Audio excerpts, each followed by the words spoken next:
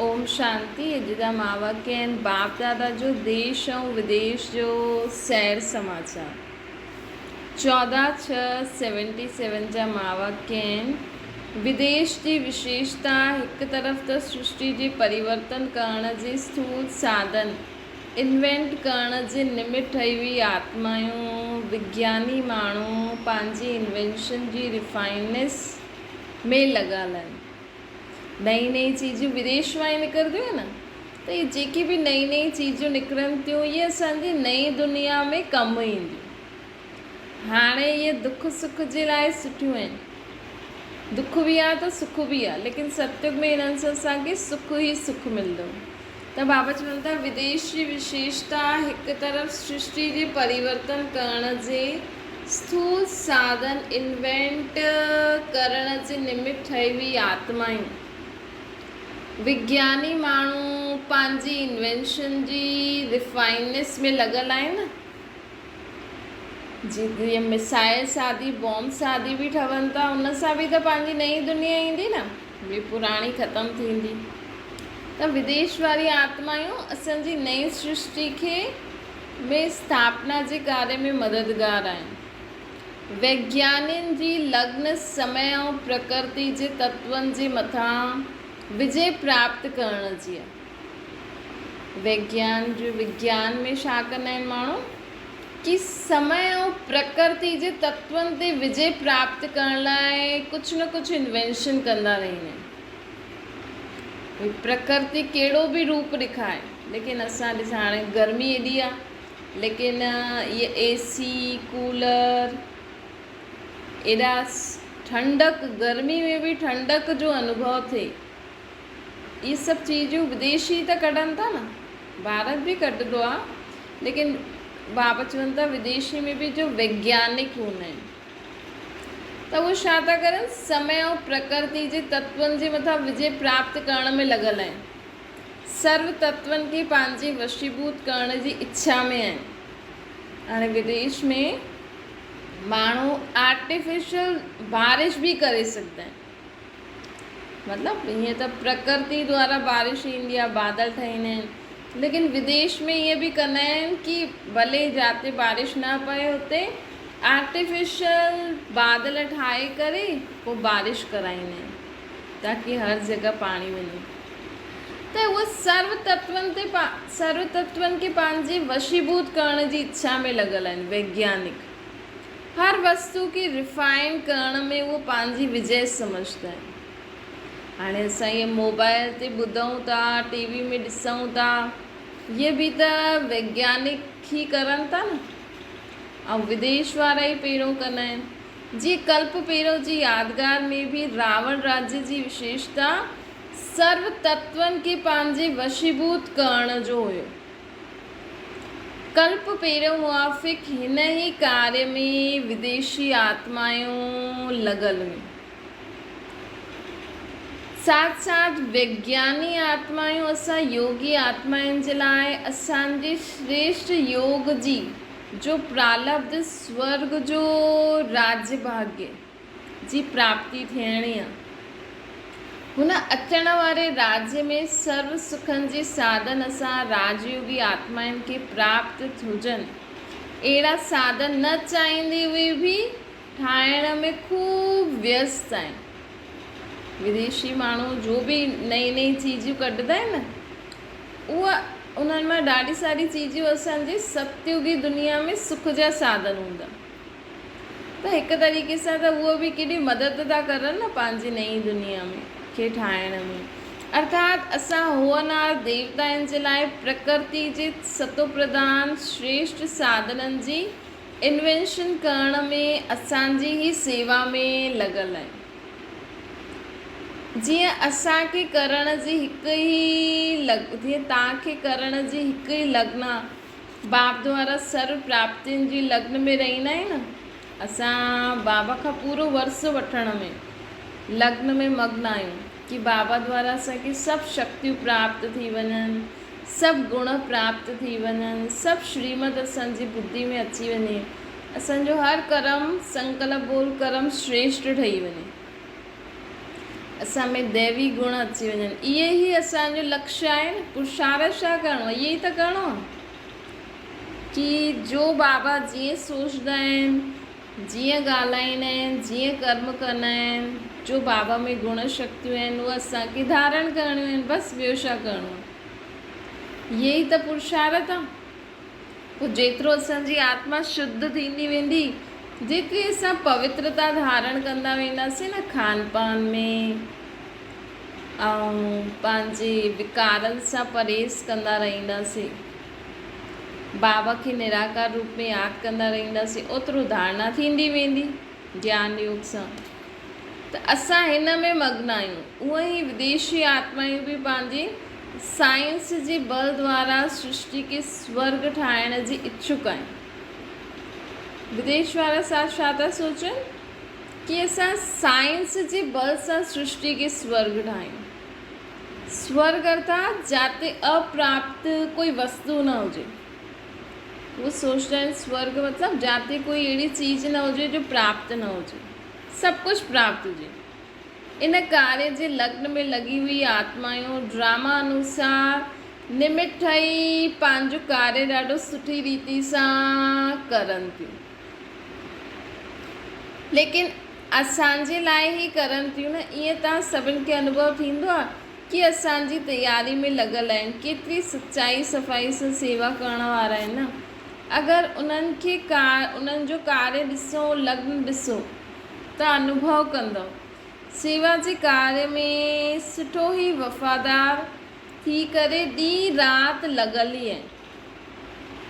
जेका विदेश वारी आत्मायूं आहिनि न, उन्हनि जो त केतिरो वीचारा सॼो ॾींहुं इन्वेंशन ई कंदा रहंदा आहिनि। साइंस वारा ॾिसो, वैज्ञानिक ॾिसो, जो साइंटिस्ट हूंदा आहिनि, उहे सॼो ॾींहुं हिकु ई ॻाल्हि जी गहराई में वेंदी ई रहंदियूं आहिनि। ॾींहुं राति हुन ई कम में बिजी आहिनि, सेवाधारी के हिकु ई लग्न में मग्न आहिनि। लेकिन असां आत्मायूं जो सर्व सुख जे साधन प्राप्त करण वारा आहियूं, विश्व जे राज्याधिकारी ठहण वारा आहियूं, उहे हिन लग्न में मगन रहंदा आहियो या विघ्न लग्न खे अविनाशी न ठहण ॾींदो।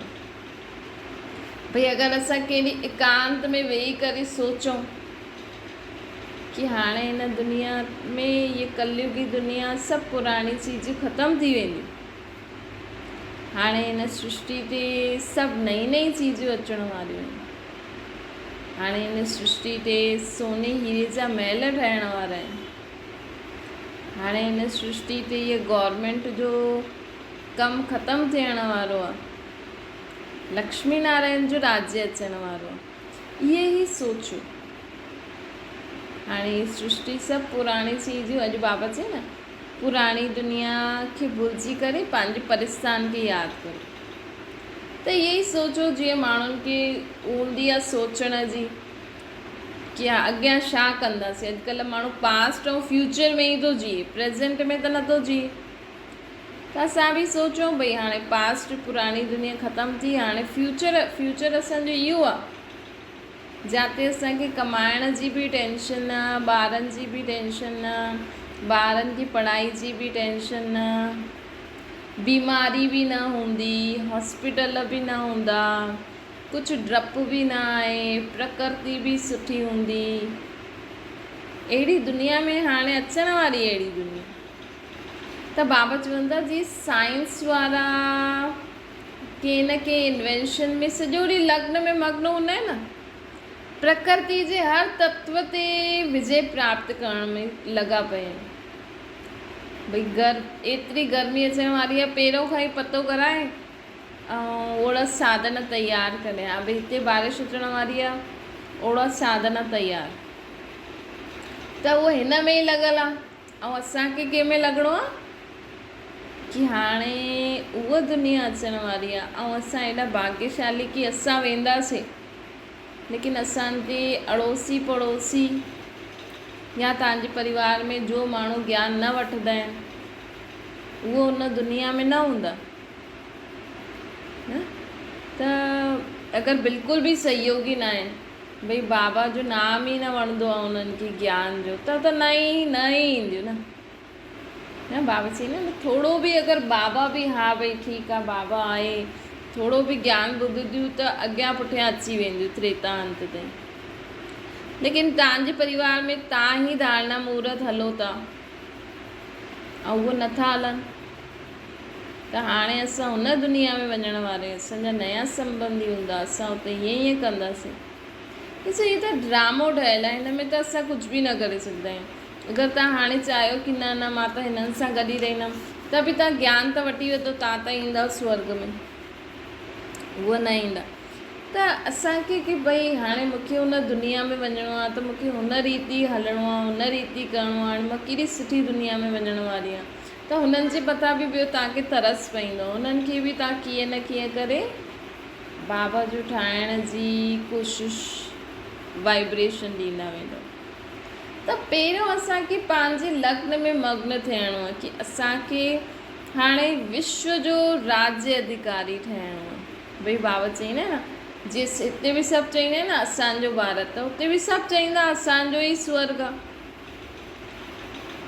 त बाबा चवनि था लग्न में मग्न रहंदा आहियो या कोई न कोई विघ्न ईंदो आहे त उन में फसी वेंदा आहियो।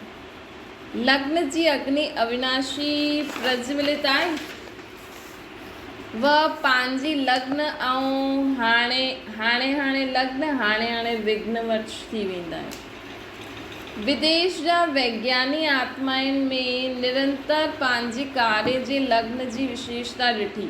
बाबा अॼु विदेश जे वैज्ञानिकनि खे ॾिठई। बाबा ॾिठई कि विदेश में जो वैज्ञानिक आहे न वो पंहिंजी लग्न में हिकदमि पंहिंजे कार्य में लग्न में मग्न आहिनि। उहो विश्व जो मालिक थियण वारी आत्माउनि में बि गुण आहे। पंहिंजे पाण खे चेक करो। ॿी तरफ़ विदेश में परमात्म ज्ञानी ॿारनि खे ॾिसी उन्हनि में बि वर्तमान समय हिकु ई दृढ़ संकल्प जो लग्न आहे। मतिलबु जो बाबा जे ज्ञान में हलंदा आहिनि न विदेश में त उन्हनि में हिकु ई लग्न जो संकल्प आहे उमंग उत्साह आहे कि असां जल्दी जल्दी बाबा जो ज्ञान सभिनि खे ॾियूं। विदेश द्वारा निमित ठही हुई विशेष आत्मायूं जीअं आत्माउनि जे अनुभव जी आवाज़ सां भारतवासी कुंभकर्ण जगदा। बाबा चईंदा न पंहिंजे भारत में ज्ञान कॾहिं इहो फैलंदो कि बाबा अची जॾहिं विदेश जी नामी ग्रामी आत्मायूं पहिरियों विदेश जी नामी ग्रामी आत्मायूं अनुभव कंदियूं। पहिरियों विदेश जी आत्मायूं मां कोई न कोई अहिड़ी आत्मा निकिरंदी जो भारतवासियुनि जे कुंभकर्ण खे जगाईंदी। विदेश मां वॾी कोई अहिड़ी आत्मा निकिरंदी जो चईंदी हा भॻवानु अची वियो आहे। तॾहिं भारतवासी जेका कुंभकर्ण जी नींद में सुम्ही पिया आहिनि उहो जगदा। अहिड़ी निमित ठहियल हुई आत्माउनि खे बाप जे सम्मुख प्रत्यक्ष करे अर्थात संबंध संपर्क में लावनि। त विदेश वारा कहिड़े कम में लॻल आहिनि उन आत्मा खे वैसे त सभिनि खे असां ज्ञान ॾियूं ऐं उहा आत्मा खे ढूंढण में उहो बि ज्ञान में अची वञे त ईअं सेवा में लॻल आहिनि कि कहिड़ी आत्मा भारतवासियुनि खे जगाईंदी। समीप समय जी सूचना विदेश द्वारा भारत में फैलावे। हिन हिकु लग्न में दृढ़ संकल्प जे कंगन में बंधे हुए परमात्म ज्ञानी ॿारनि खे ॾिठो। त विदेश वारा जेका ज्ञान में हलनि था उहो कहिड़े कम में लॻल आहिनि कि कहिड़ी आत्मा असांजे भारत जे माण्हुनि खे जगाईंदी। त उनखे बाबा जी ज्ञान में लाइण संबंध संपर्क में लाइण अहिड़ी आत्माउनि खे लाइण जे कम में लॻल आहिनि। उन्हनि खे बि न ॾींहुं न राति ॿई ॾेखारे में ॾींदा आहिनि। ॾींहुं राति हिन ई लग्न में हिन ई कम में रहंदा आहिनि। जेतिरो असां बाबा खे यादि करे हर कर्म कंदासीं न ओतिरो बाबा जी यादि सां आत्मायूं आप ई जगदी वेंदियूं। बाबा चई न ॾींहुं राति लॻल आहे मतिलबु कि असांजो हिकु ई संकल्प हुजे कि सभी बाबा जा ॿार जी बुद्धि जो तालो खुली वञे। उहो कहिड़े बि रीति खुलंदो पंहिंजे धर्म में अचण ॿिए धर्म में वारी हूंदी त बि बाप खे त पहचानदी न। एतिरो त बुद्धि जो तालो खुलंदो न कि ख़ुदि खे ऐं बाप खे पहचाने। हिन लग्न में मग्न आहिनि उहे ॿार।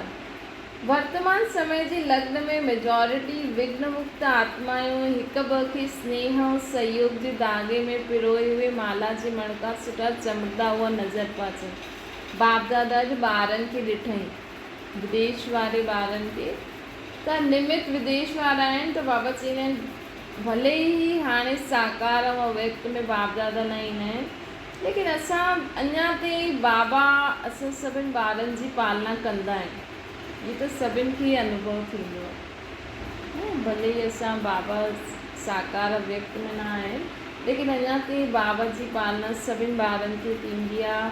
त बाबा चवनि था कि मां ॾिठो कि लग्न में मग्न मेजॉरिटी विघ्न मुक्त आत्मायूं हिक ॿ खे स्नेह ऐं सहयोग जे धागे में पिरोए हुए माला जा मणका सुठा पिया चमकनि। नए व पुराणी हर आत्मा में हिकु ही उमंग उत्साह आहे कि हिन श्रेष्ठ कार्य में असां बि उंगली ॾियूं न। केॾो सुठो कार्य आहे। जीअं असां ख़ुदि खे पहचानियो आहे, बाप खे पहचानियो आहे, त असांखे बि इहा लग्न हुजणी खपे न कि जंहिं आत्मा जे बि संबंध संपर्क में असां अचूं था उहो बि बाबा ख़ुदि खे पहचाने वठे, उहो बि बाबा खे पहचाने वठे। ईअं लॻंदो आहे कॾहिं मन में आयो आहे? इहे अचिणो खपे। बाबा चवनि था कि हर असां कंहिंसां बि मिलूं, कंहिंजे बि संबंध संपर्क में अचूं, वीचारा माण्हू केॾा दुखी आहिनि, हुन समय असांखे मन में अचिणो खपे हिकु सेकेंड बि इहा आत्मा ख़ुदि खे ऐं बाप खे पहचाने वठे। बाबा चईंदा आहिनि न, मूंखे हिकु सेकेंड बि कोई यादि कंदो आहे त केॾी शक्ति मिलंदी आहे। त उन समय असांजो इहे रहम जो संकल्प हुन आत्मा खे बाबा सां प्राप्ति कराईंदो आहे। त असांजो मेन कर्तव्य इहो आहे हाणे कि कहिड़ी बि आत्मा खे हिकु सेकेंड बि शांति, सुख, प्रेम, आनंद, ख़ुशी जो अनुभव कराए। हिकु सेकेंड बि उहो पंहिंजे दुख खे भुलिजी करे उनजो बुद्धि भॻवान वटि लॻे मथे।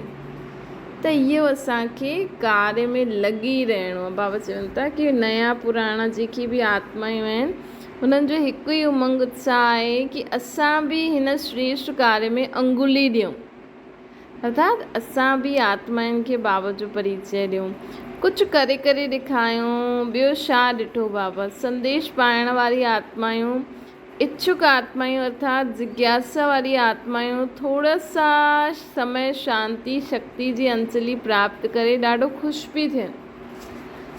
पोइ बाबा अॼु ॾिठईं कि दुनिया में जंहिं बि आत्मा खे संदेश मिले थो, इच्छा रखंदा आहिनि, जिज्ञासा रखंदा आहिनि, अहिड़ी आत्मा खे थोरे समय बि शांति ऐं शक्ति मिलण सां ॾाढा ख़ुशि पिया थियनि। निमित ठहियल हुई आत्माउनि खे परमात्मा द्वारा व गॉड फादर द्वारा भेजे हुए अलौकिक फ़रिश्ता अनुभव कंदा आहिनि। अगरि तव्हां पंहिंजे जेको बि तव्हां सां मिलंदा आहिनि न, या तव्हां कंहिंसां मिलणु वेंदा आहियो, हुन समय इहे ई सोचदा करो कि मां बाबा जो ॿार हिन सां मिलां थी।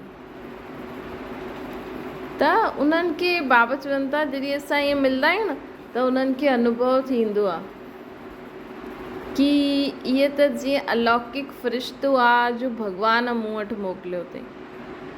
कॾहिं कॾहिं थींदो आहे न असां द्वारा कंहिंखे लॻंदो आहे कि अरे तव्हां ॾाढो सुठो थियो जो तव्हां अची वियो, मूंखे ॾाढो सुठो थो लॻे।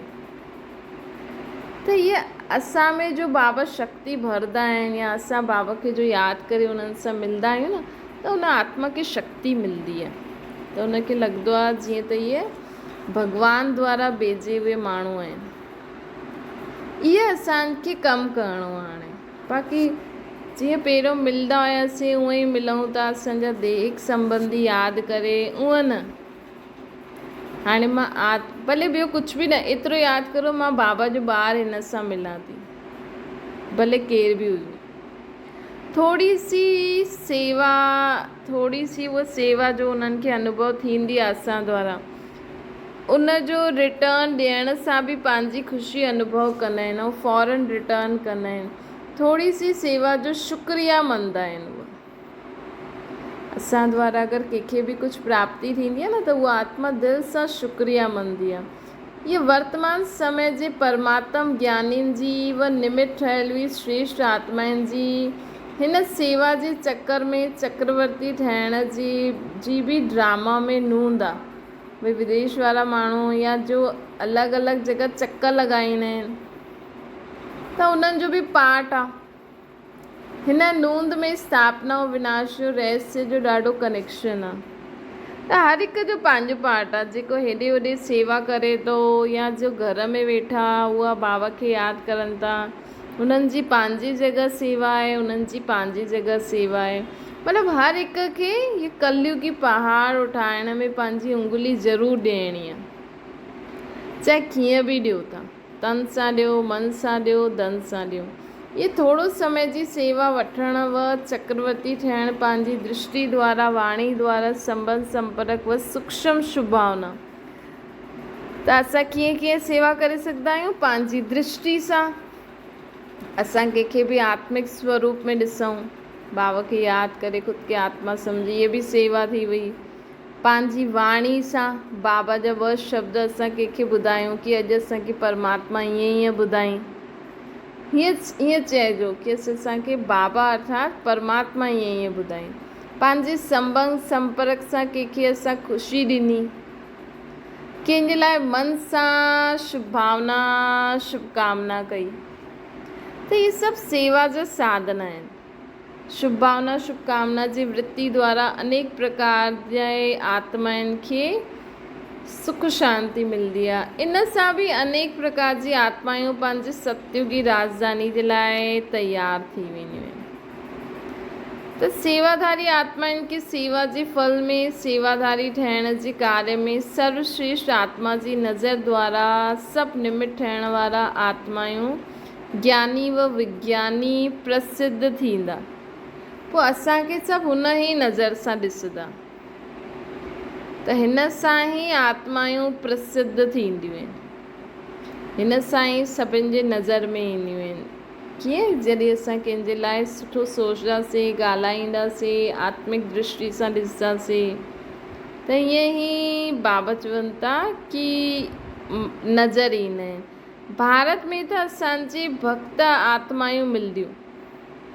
भारत में अगरि असां कंहिंखे ईअं शुभ भावना शुभकामना सां ॾिसंदासीं न, त जेको बाबा चईंदा आहिनि न, ॾिसो असां जेका बि ज्ञान वठंदा न, बाबा चईंदा न 33 करोड़ देवी देवता। त 33 करोड़ देवी देवता अर्थात त्रेता अंत ताईं जो बि आत्मायूं हूंदियूं उहे सभु उन में काउंट थी वेंदियूं। त हाणे असां बाबा जा ठही वियासीं, जेतिरी बि असां धारणा करूं था त असां उन्हनि में त कंहिंमें त हूंदासीं न 33 करोड़ देवी देवताउनि में असां कोई देवी देवता त हूंदव। छो जी हाणे असां बाबा खे यादि कंदा आहियूं त असां द्वारा माण्हुनि खे कुझु न कुझु प्राप्ति ज़रूरु थींदी आहे। पोइ उहा आत्मायूं भक्ति मार्ग में असांजी भक्ति कंदियूं आहिनि। त बाबा चई 3 प्रकार जी आत्मायूं हूंदियूं आहिनि। हिकु त ब्रह्मण सो देवता, हिकु सतयुग में जो प्रजा ठहींदी, ॿी हूंदी आहे भगत आत्मायूं, ऐं असांजी राजधानी तयारु करण वारियूं। अंत समय जॾहिं थींदो न, कलयुगी दुनिया ख़तमु थींदी, त हुन समय कुझु भारतवासी बि रहंदा, और कुझु स्वर्ग वारी आत्मायूं बि रहंदियूं, ऐं कुझु कलयुग वारी आत्मायूं बि रहंदियूं। जेकी कलयुग वारी आत्मायूं असांजे स्वर्ग खे ठाहिण में मददगार थींदियूं न। स्वर्ग में बि सोने हीरे जी बिल्डिंगियूं त ठाहींदियूं न, डिज़ाइन अहिड़ी अहिड़ी ठाहिणी आहे, उहो केरु ठाहींदो? त हाणे जो कलयुगी दुनिया जा माण्हू आहिनि न, जेका हाणे साइंस में विज्ञान में अॻियां था वधनि, उते न त असांजा विमान केरु ठाहींदो? त बाबा चईंदा आहिनि 3 प्रकार जी आत्मायूं मूंखे खपनि।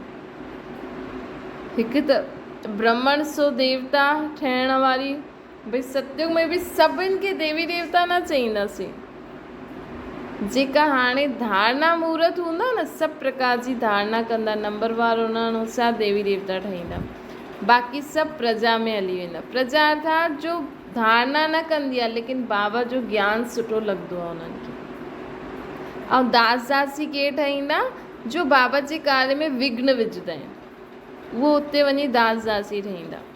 सम्झो हिते ज्ञान त बाबा खे बाबा था चयनि, लेकिन ज्ञान खे सुठी रीति न सम्झनि ऐं कुझु न कुझु विघ्न था विझनि, परेशानी था करनि, लेकिन ज्ञान त आहे उन्हनि में, ज्ञान त वेस्ट न थींदो, त उहो उते दास दासी ठहींदा। ॿियो आहे जे माण्हुनि खे सिर्फ़ु ज्ञान सुठो लॻंदो आहे लेकिन उहो धारण न करे सघंदा आहिनि, लेकिन बाबा सां स्नेह ॾाढो आहे, बाबा जे कार्य खे ॾाढो सुठी रीति सम्झी सघंदा आहिनि, लेकिन धारणा न करे सघंदा आहिनि, पूरी थोरी थोरी कंदा आहिनि, त उहो उते प्रजा में ईंदा। ऐं महाराजा महारानी राजा रानी केरु हूंदा जो हिते पूरी धारणा कंदा आहिनि। त बाबा चवनि था सभु प्रकार जी आत्मायूं खपनि, भक्त बि खपनि। भई द्वापर में पोइ भक्ति बि त शुरू थियणी आहे न, भई बाबा खे त पूरी चक्कर जो ध्यानु रखिणो आहे न। भई द्वापर में त पोइ विकार शुरू थी वेंदा, दुख शुरू थी वेंदो, पोइ असां ॾाढा दुखी थी वेंदासीं। पोइ अगरि उन में बि पोइ भक्ति शुरू थी वेंदी त चलो थोरो बहुत दुख सां दूरि रहंदासीं। भक्ति बि कंदा आहिनि न माण्हू, त विकारनि खां दूरि रहंदा आहिनि। भगत माण्हू एॾा विकारी न हूंदा आहिनि। त इहा भक्ति बि असांखे दुख सां थोरो थोरो त बचाईंदी आहे न। त भक्ति जो पाठ बि शुरू थियणो आहे, उहो बि तयारु करणा आहिनि। त बाबा चवनि था मूंखे 3 प्रकार जी आत्मायूं खपनि। हिकु त जो देवता ठहींदी, जो प्रजा ठहींदी, जो भक्त ठहींदा ऐं राजधानी तयारु करण वारा। सेवाधारी सर्व सुखनि जी साधन ऐं सामग्री तयारु करण जे निमित्त ठहींदियूं आहिनि। ऐं असां प्रालब्ध भोगदा आहियूं। इहे 5 तत्व ऐं 5 तत्वनि द्वारा ठहियल हुई रिफाइंड चीजूं सभु असांजी सेवा में निमित्त ठहींदियूं, सत्युग में कमु ईंदियूं न।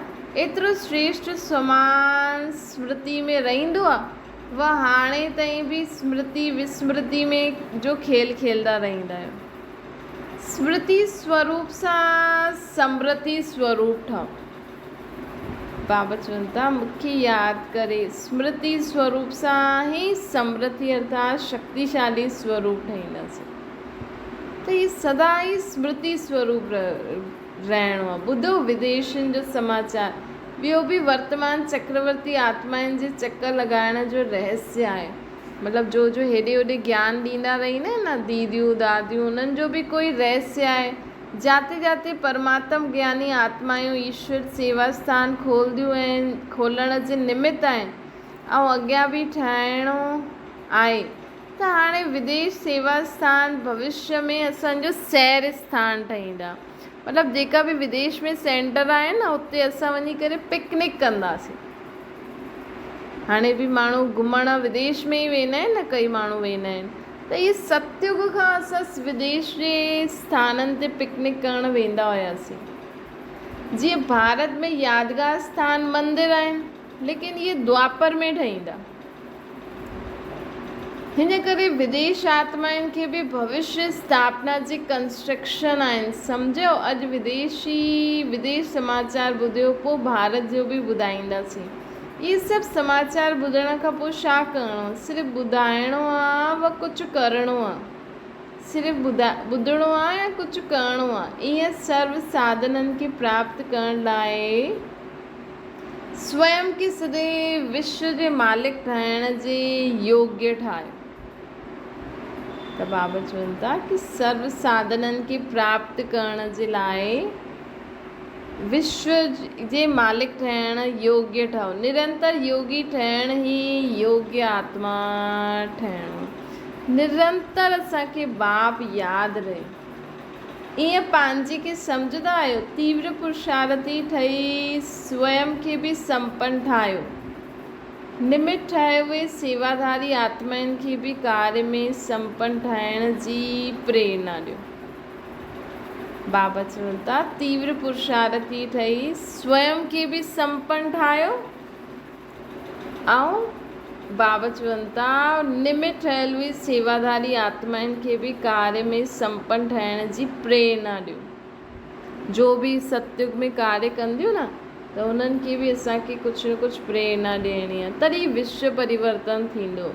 अच्छा, सदा लग्न द्वारा विघ्ननि खे विनाश करण वारी विघ्न विनाशक आत्माउनि खे सदा पंहिंजी दृष्टि वृत्ति द्वारा विश्व सेवा में तत्पर रहण वारी आत्माउनि खे दृष्टि ऐं वृत्ति द्वारा विश्व सेवा करण में तत्पर रहण वारी आत्माउनि खे सदा बाप समान गुणनि खे ज्ञान खे गुणनि जो ज्ञान जो शक्तियुनि जो दान ॾियण वारी महादानी आत्माउनि खे रूहानी नज़र सां निहाल करण वारी आत्माउनि खे बाप दादा जो यादि प्यार ऐं नमस्ते। पार्टियुनि सां मुलाक़ात था करनि बाबा। विश्व जी सर्व आत्माउनि प्रति सदा रहम ऐं कल्याण जी भावना रहंदी आहे। चेक करो, सभिनि जे लाइ रहम रहंदो आहे, कल्याण जी भावना रहंदी आहे। हद जे प्रति कल्याण जी भावना रहंदी आहे या बेहद जी? मुंहिंजे दैहिक संबंधनि जो ई कल्याण थिए या सभिनि जो ई कल्याण थिए? हाणे विश्व जे प्रति कल्याण जी भावना रहंदी त ऑटोमेटिकली स्वयं जे प्रति रहंदी। बाबा चवनि था कि हाणे असांखे विश्व जे प्रति कल्याण जी भावना रहंदी त ख़ुदि जे लाइ बि रहंदी। संगम युगी ब्राह्मणनि जी विशेष ड्यूटी व धर्म ऐं कर्म ई आहे विश्व कल्याण करणु। असांजो धर्म ऐं कर्म छा आहे? सभिनि जो कल्याण करणु। पंहिंजे जन्म जो कमु करणु मुश्किल हूंदो आहे छा? जनम ते ई असांखे बाबा कमु ॾेई छॾे कि हाणे जीअं तव्हां मूंखे पहचानियो आहे त हाणे सभिनि खे बि सम्झ ॾियो, ज्ञान ॾियो ताकी उहे बि मूंखे पहचाने सघनि। त सदा अमृत वेले पंहिंजी पोज़ीशन खे स्मृति में लायो कि असांजो पोज़ीशन छा आहे? विश्व कल्याणकारी। रोज़ सुबुह जो उथंदा आहियो न त संकल्प करो, मां विश्व कल्याणकारी आत्मा आहियां। पंहिंजी पोज़ीशन ते सेट थियण सां ऑपोज़िशन सां बची वेंदो। अगरि असांखे बुद्धि में इहो हूंदो न भई मूंखे त सभिनि जो ई कल्याण करिणो आहे त माण्हू बि असांजे कार्य में ऑपोज़िशन न कंदा। सदैव साक्षीपन जी सीट ते सिध थी करे हर एक्ट पंहिंजी ऐं ॿियनि जी ॾिसंदा आहियो न।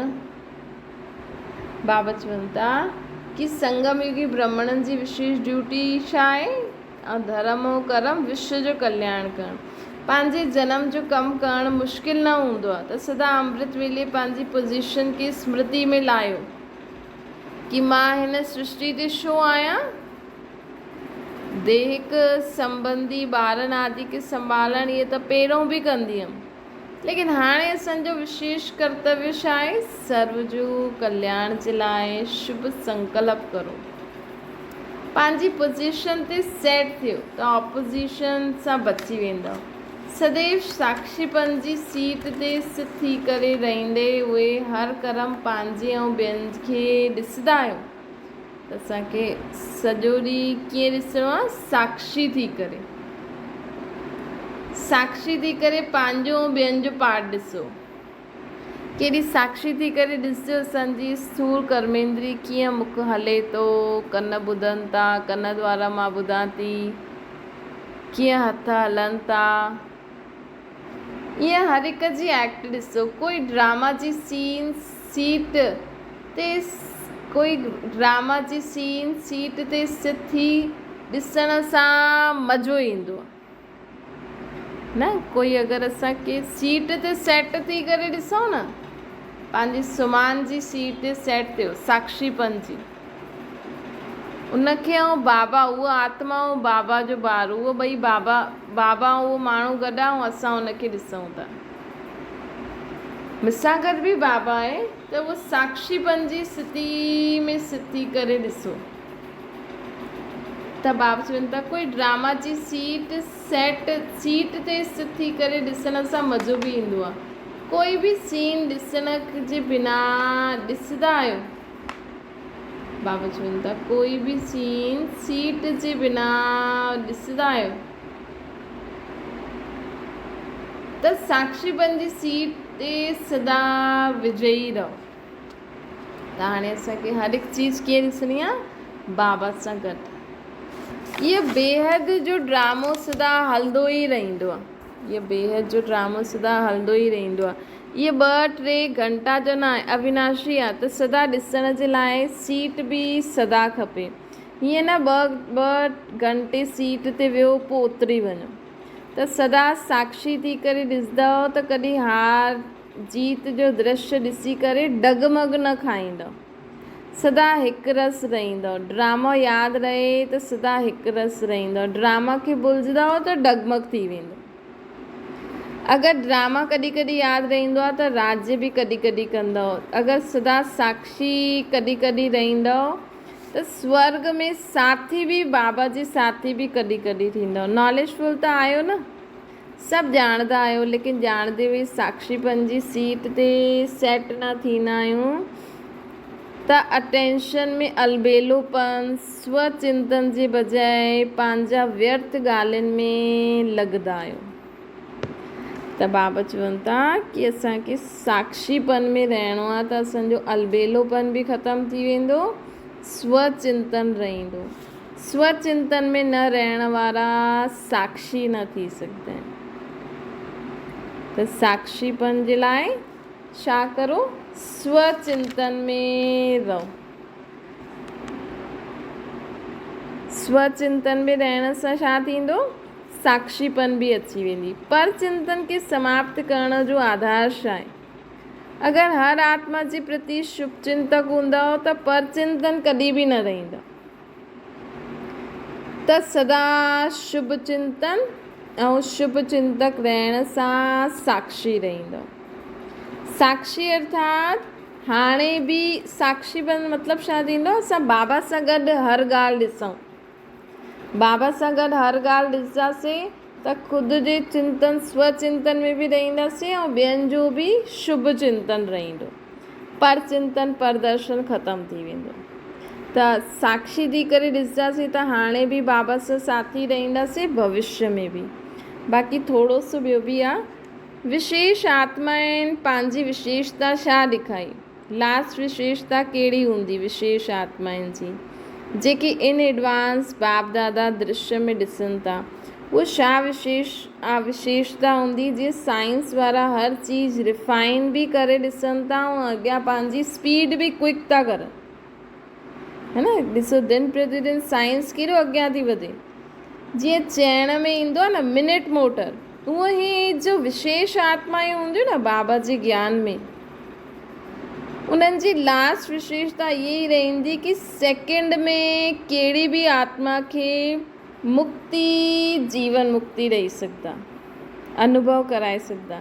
सिर्फ़ु रास्तो न ॿुधाईंदा, लेकिन 1 सेकेंड में उहा आत्मा खे शांति जो ऐं अतीन्द्रिय सुख जो अनुभव कराईंदा। त इहा अभ्यास करिणो आहे असांखे कि असां कंहिंखे बि शांति जो अनुभव कराए था सघूं, सेकेंड में अतीन्द्रिय सुख जो अनुभव कराए था सघूं। पहिरियों शुरू करो, पोइ धीरे धीरे असां 1 सेकेंड में कंहिंखे बि शांत करे सघूं, सुख जो अनुभव कराए सघूं। इहा विशेष आत्माउनि जी विशेषता हूंदी आहे। जीवन मुक्ति जो अनुभव आहे सुख, ऐं मुक्ति जो अनुभव छा आहे, शांति। त असां सां कोई बि मिले, असांखे उनखे इहे 2 चीज़ुनि जो अनुभव कराइणो आहे, शांति ऐं सुख जो। साम्हूं आयो अनुभव कयो। जीअं स्पीड जॾहिं हूंदी आहे त साइंस जे मथां साइलेंस जी विजय ॾिसंदे उहे सभिनि जे, जॾहिं अहिड़ी स्पीड थींदी न असांजी, तॾहिं साइंस जे मथां साइलेंस जी विजय थींदी ऐं सभु वाह वाह कंदा। साइंस जे मथां असांजी विजय कॾहिं थींदी, जॾहिं असां 1 सेकेंड में कंहिं आत्मा खे शांति ऐं सुख जो अनुभव कराए सघूं। जो साइंस न करे सघी उहो साइलेंस करे करे ॾेखारींदी। साइंस जो लक्ष्य बि इहो ई आहे, सभिनि खे सुख ॾियणु, शांति ॾियणु, है न। AC, फ्रिज, गाॾियुनि सां माण्हुनि खे सुख थो मिले, त उन्हनि जो लक्ष्य बि इहो ई आहे त साइंस न करे सघे, साइंस लेकिन सेकेंड में न कराए सघंदी आहे, हुन सां दुख बि थींदो आहे। त जो साइंस न करे सघे उहो करो, तॾहिं साइंस जे मथां विजय थींदी। शांती वारनि खे शांति, सुख वारनि खे सुख मिले, तॾहिं असांजो गायन कंदा कि असांजा पूर्वज आहिनि, अष्टदेव आहिनि, बारंबार बाप जी महिमा कंदा। जॾहिं असां द्वारा माण्हुनि खे अनुभव थींदो न, तॾहिं महिमा थींदी बाप जी असां द्वारा। हिन आधार ते पोइ द्वापर में उहे असांजा भगत थी वेंदा, धर्म पिता जा संस्कार इमर्ज थींदा। इहा विशेष कार्य हाणे थियणो आहे, तॾहिं सम्झो लास्ट विजय जो समय अची वियो। सभिनि खे कुझु न कुझु मिलंदो, सिर्फ़ु भारतवासी न सम्झनि कि असांजो बाबा आहे, सभी सम्झंदा। अंत में आहे न पूरो विश्व चईंदो पंहिंजी पंहिंजी भाषा में कि असांजो बाबा आहे, कोई चईंदो गॉड फादर आहे, कोई छा चईंदो पंहिंजी पंहिंजी भाषा में अल्लाह, परम पिता, त सभी चईंदा। तॾहिं त ग्रेट ग्रेट ग्रैंड फादर चइबो आहे न। ॿिया देश वारा सभी सम्झंदा कि भारत जे पिता जो परिचय ॾींदा आहिनि, लेकिन जॾहिं चइबो आहे गॉड इज़ वन, त सभी वन जो अनुभव कंदा न। जॾहिं ईअं वन जो अनुभव करनि, तॾहिं सम्झो विन थी वियासीं। भई ॾिसो, हाणे कोई बि ॻाल्हि ईंदी पूरे न्यूज़ में, पूरे विश्व ताईं फैली वेंदी आहे न सेकेंड में। हाणे किथे भारत में बि कोई ॻाल्हि थी, विदेश में बि पहुची वई। त ईअं कोई सेकेंड अहिड़ो ईंदो जो केरु विदेश मां कोई चईंदो कि अरे भारत में भॻवानु अची वियो, असांजो भॻवानु अची वियो, असांजो फादर अची वियो। बसि पूरे विश्व में फैली वेंदी कि भॻवानु बाबा अची वियो, बाबा अची वियो। सभु पंहिंजे पंहिंजे भाषा में चईंदा। सभिनि जे मुख सां हिकु आवाज़ु निकिरंदो, असांजो बाबा। तॾहिं पोइ द्वापर में कोई चईंदो ओ गॉड फादर, कोई चईंदो अल्लाह, कोई चईंदो वाहिगुरु, कोई छा चईंदो। त सभिनि जे अंत में सभिनि जे मुख सां छा निकिरंदो, असांजो बाबा अची वियो, पंहिंजी पंहिंजी भाषा में। तॾहिं पोइ द्वापर खां सभी चईंदा ओ गॉड फादर चई करे पुकारदा। अच्छा, ओम शांति। बाबा खे यादि करो।